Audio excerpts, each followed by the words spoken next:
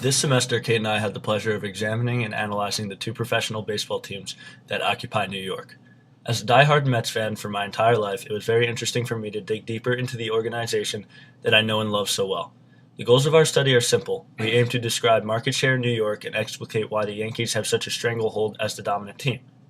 To do this, we had to do in-depth research into the founding principles of each organization, as well as the decision makers that make the decisions for the organization, to examine why these organizations are heading in different directions. And we interviewed fans of the respective organizations to get a feel for their thoughts on two teams heading in what seems to be opposite directions. Additionally, we utilized survey metrics appealing to both Mets and Yankees fans, and were able to use that data to analyze what drives these fans to continue to support each franchise. Additionally, we utilized organizational documents to examine the organizational structure of each franchise, meaning we were able to use documents to further examine what drives the organization and the decision makers within that organization to make the decisions that they do. Additionally, through the data garnered, we were able to examine the cultures present within these organizations. Additionally, we conducted field surveys in which we would interview fans and ask them pointed questions regarding the organizations. In our field surveys, we decided to ask specific questions about the games and the experience with the team. My survey metrics reflected a similar result. 90% of respondents became Mets fans due to family ties, and 80% are confident that the Mets will turn around in the near future. The New York Mets is an organization that prides itself on its loyalty. The loyalty is extremely prevalent within this organization. Fans demonstrate their loyalty through their devotedness to an underwhelming team. Organizational leaders demonstrate their loyalty within the organization as evidenced by their long-term coach and their commitment to giving homegrown players an opportunity to suit up. The Mets organizational culture is one that is weighted very heavily on loyalty and desire to improve. Organizational documents include research done through the use of organizational websites and blogs that shed light into the inner workings of the organization. I had the pleasure to interview 3 diehard Mets fans and learn their motivations behind supporting the New York Mets franchise. When asked, all 3 respondents stated that their loyalty and indebtedness to the Mets stems from their long-standing family ties to the Mets. Additionally, one of the respondents stated that they don't like the bandwagon culture that is prevalent with the Yankees fans. Rather, they believe that Mets fans are more authentic. Meet the Mets, meet the Mets. Step right up and greet the Mets. Bring your kiddies, bring your wife. Guaranteed to have the time of your life, because the Mets are really socking the ball, knocking those home runs over the wall. East side, west side, everybody's coming down to meet the Mets, Mets of New York town. A resounding 100% of fans surveyed saw David Wright as the face of the franchise. This is particularly important because Wright is a homegrown player, again relating back to the culture of loyalty. The differences between the organization are staggering. The Yankees win at all costs and buy veteran players to fill holes in their lineups. They do not believe grooming their homegrown talent into becoming key players for their franchise. Yankees fans are used to winning, and if a World Series is not won in a particular year, that year is seen as a failure, and drastic measures are usually conducted to fix that problem. The New York Mets culture is more relaxed but infused with a disappointing attitude as well. Fans and employees are not pleased with the lack of recent results and need to see changes moving forward to continue their loyalty. The respondents we interviewed were hopeful that with the infusion of young talent, strides could be made in the near future. In a large organization such as a professional baseball team, it is harder to empower each and every employee. The Mets organization follows a hierarchical structure that is vertical in nature. Essentially, the Wilpon family owns the team and has enlisted several executives to guide certain facets of the organization. General Manager Sandy Alderson is in charge of hiring the necessary coaches and players to build a successful franchise. Meanwhile, Manager Terry Collins is tasked with managing the on-field play. Players report to Collins with issues, and Collins has the hard job of releasing or sending down underperforming players. Game day employees all have managers they report to as well. The Mets organization is extremely structured, and the clear hierarchy allows for clear communication channels with employees.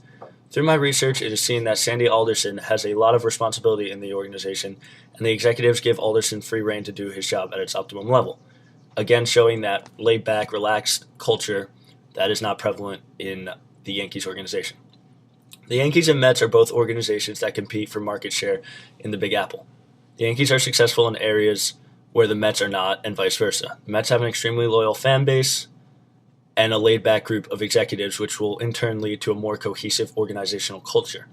The Yankees are as cutthroat as it gets, but are successful on the field and have 27 World Championships to their name. In terms of recommendations, the Mets need to have a greater sense of urgency and adopt a more rigid, cutthroat approach that has helped the Yankees, while staying true to grooming their young talent. On the other hand, the Yankees need to groom young talent, as that will be more cost-effective in the long term than signing veteran players to expensive contracts, and additionally will create depth in the organization, allowing more young players an opportunity to play and reducing their payroll and creating a more young, exciting brand of baseball. The New York Yankees are a prestigious franchise within the American League of Major League Baseball. They are located in Brooklyn, New York, and they are the hub of the borough. The Yankees were formed on January 9, 1903, when Frank Farrell and Bill Devery purchased a useless Baltimore organization for $18,000 and then moved the team to Manhattan. Most of the Yankees' success comes from the accomplishments of George Michael Steinbrenner III. He became one of the most iconic owners in sports history. In 1993, he brought the Yankees 13 straight playoff appearances and 5 World Series championships. His organizational culture still lives within the franchise today. There is no official mission statement for the New York Yankees, but the culture in the Bronx is win or we will find someone else who will. If a World Series title was not won that year, it was a failure. One thing that is well known about the Yankees is how much money they do have. It is a common thought that the Yankees buy their wins. And at the end of the day, in Major League Baseball or in any other professional sport, that is how you win. You basically do have to buy your wins. Maybe not by bribes of any kind, but you need the money to buy players. One of the most recent controversies the Yankees faced was when Alex Rodriguez had been in the news on a daily basis after it surfaced that he had been using performance-enhancing drugs. The Yankees' public relations department did a great job of distancing themselves from the negativity that came along with that to stay away from the disastrous situation. This exemplifies the Yankees' ability to deal with controversy and separates themselves from a major distraction. The Yankees and the Mets are similar in the fact that they're both from New York and are reaching the same fan base. The difference here is that the Yankees deliver on their promise to win, while the Mets are struggling to stay afloat. The Yankees are wealthy and they have talent and they win games and they bring home World Series rings. The Mets and the Yankees also have something else in common. They both recently moved to new stadiums. Unlike the Yankees, however, there was controversy that the Mets didn't preserve the history of Shea Stadium in any way, while Yankees fans say the opposite. The following clip shows you that the Yankees worked hard to preserve the history from the old stadium to the new stadium.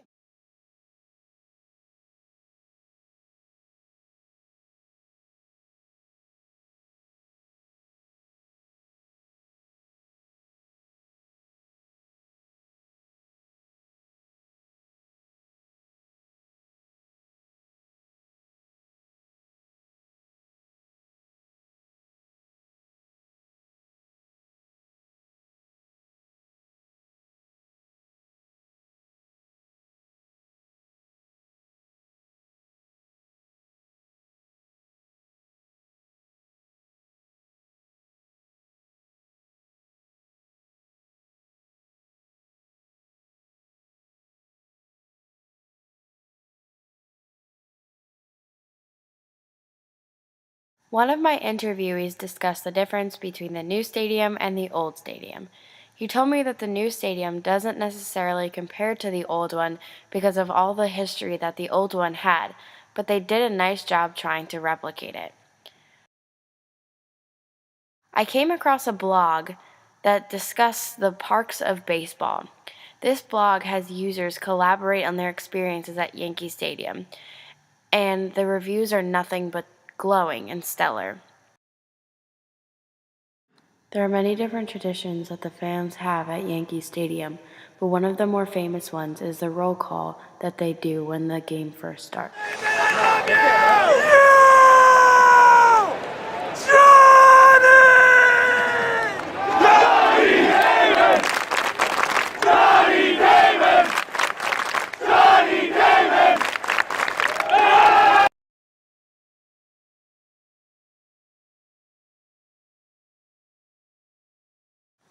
There is an article about the dwindling Mets fan base. A particular quote stood out to me. As a result of the Wilpons' dwindling finances, the Mets brand has suffered tremendously. You will always have the diehards, but the casual fan won't come and you won't attract the next generation.